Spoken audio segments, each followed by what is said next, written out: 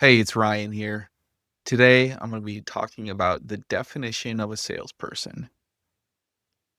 A big mistake I feel entrepreneurs make is they don't realize there are salespeople. A lot of times, entrepreneurs get into their business or start their business. They come from a field or practice. They might be a software engineer or maybe a dog groomer. And they're really good at that particular skill set of whether it's fixing a car or building building a home, something that they're good at the physical operation.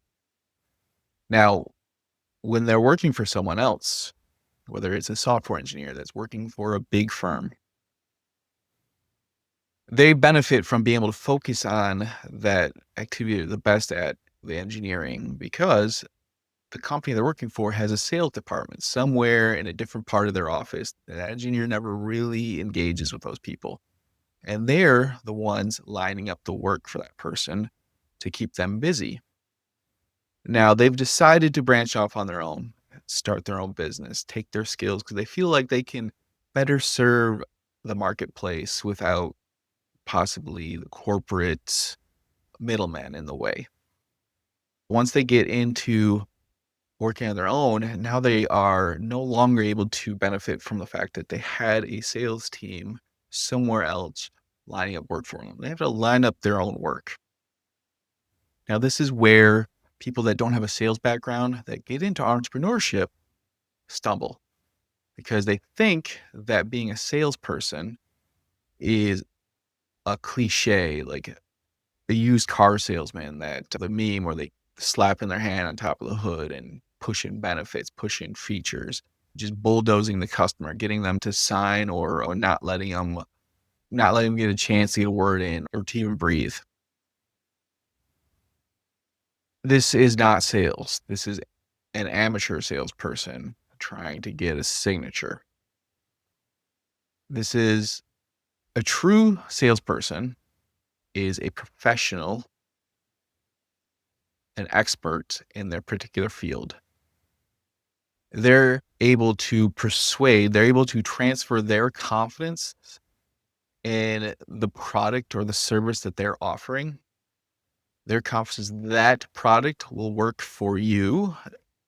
I transfer my confidence that my product I'm selling works for you because I know it will, because I understand what you're going through. I understand the pain points that you have it right now. And I know that my product, my service is going to alleviate those pain points, gonna eliminate a backlog of data. It's going to fix your water heater. It's going to get you more leads for your company if you're a marketing service. Now, this is the true core essence of sales. This is why I always tell entrepreneurs, you're salespeople. You are a salesperson if you are in business for yourself. Your service, you need to sell it to someone for you to be able to provide that service for that person. You need to get them to convince them that you have their best interests in mind.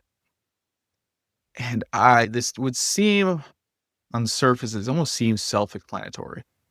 However, I talk to many entrepreneurs and they make this mistake of, I think they understand they have to sell their service, but they often give themselves excuses about why they're not going to end up selling their service because they don't want to seem pushy. They don't want to do this. They don't want to become too salesy.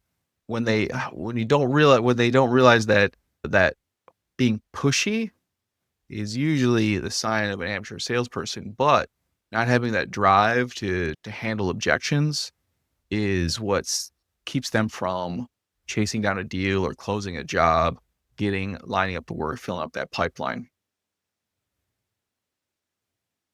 I think where they stumble is when they get those objections because they feel like the new entrepreneur, the solo entrepreneur feels like as soon as they get an objection, if they even attempt to address that objection, they're all of a sudden that pushy salesperson.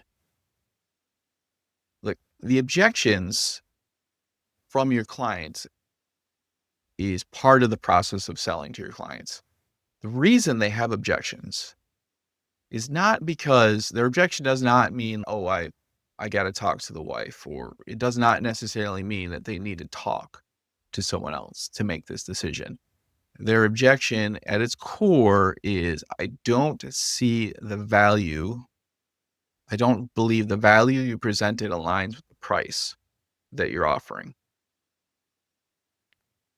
Now, you have been, as the sole entrepreneur, have been in this field of business that you've opened up a business and you've been an expert in this for years. You know that you have value. You know that you're bringing value to your clients.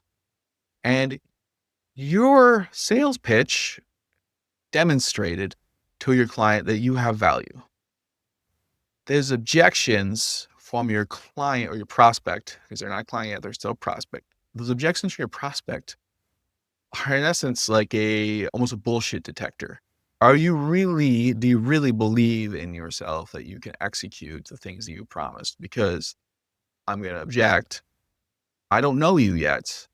So I'm going to throw out an objection to stumble this a little bit and really make you show me that you believe in the product you're selling. So by not addressing objections, you're not giving the client an opportunity to get confident with you, because the core of their objection is just trying to feel out whether or not you're prepared to deliver on the value initiatives that you laid out in your sales presentation. This is at its core good professional sales tactics of, you presented the product, you presented the price, and now it's time to handle objections. Objections are all at the core simple. The prospect does not feel that you presented enough value to justify the price that you've given them.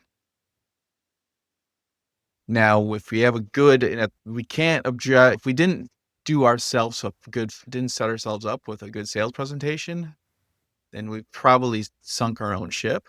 But if we have a good sales presentation, and being a good salesperson means putting together a good sales presentation, doesn't mean that during the presentation itself, everything fully sunk in until that price that you presented made it seem real. Once you see that price, now they're fixated on, oh my gosh, how much does this cost? So you need to, in addressing objections, remind them of the value initiative. Give you an example. Let's say I'm presenting a marketing service, and my marketing service is a part of my marketing service was a direct mailer program to the client's neighborhood where they have a lot of good connections. They know that a good customized letter really shows their personality. And during their objections, we can bring them back to remind them, hey, part of this presentation, you really like that mailer program, right?